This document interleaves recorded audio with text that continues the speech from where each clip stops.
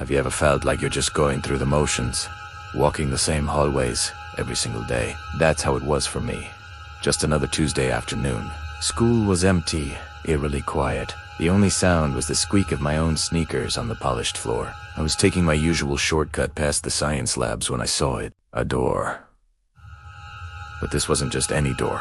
It was old, wooden, splintered around the edges, with a tarnished brass knob. It stood where a blank brick wall had been just that morning, and on it, a small, hand-painted sign read, "Do not open."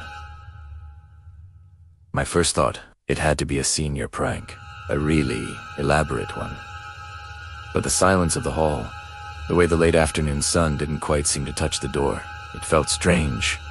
My curiosity got the better of me. I mean, what's the worst that could happen, right? I reached out, my hand trembling just a little, and turned the cold, stiff knob. The door creaked open, not into another classroom or a storage closet, but into darkness.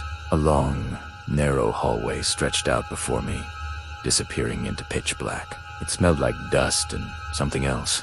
Something old, like forgotten memories. Hesitantly, I took a step inside. The door clicked shut behind me, plunging me into complete darkness. I fumbled for my phone, but the flashlight wouldn't turn on. My heart started pounding. I called out, "Hello?" but only the echo of my own voice answered. I decided to just walk forward, hoping to find a light switch or another door. That's when the sounds began. Softly at first, then louder. The scuff of shoes on the floor behind me, keeping my exact pace. I'd stop, and they'd stop. I'd walk faster, and they'd speed up too. Then came the whispers, a faint, airy sound, swirling around me, seeming to come from all directions at once, and they were whispering my name. Alexa. Alexa. A chill ran down my spine. I started to run, blindly, my hands outstretched. Suddenly, the sound of ticking clocks filled the air. Dozens of TM hundreds, all out of sync, a chaotic symphony of time. I spun around, trying to go back, but the door I came through was gone. Just a solid, cold wall.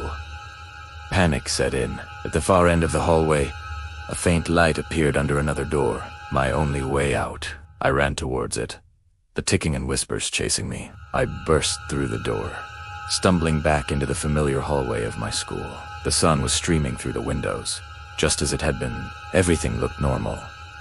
A wave of relief washed over me. It was all just a weird, waking nightmare. But as I walked, I noticed something was different. The walls, usually covered with team photos and award announcements, were now lined with individual student portraits. Every single student, I scanned the faces, looking for mine, for my friends. And then I realized they were all there. Everyone except me.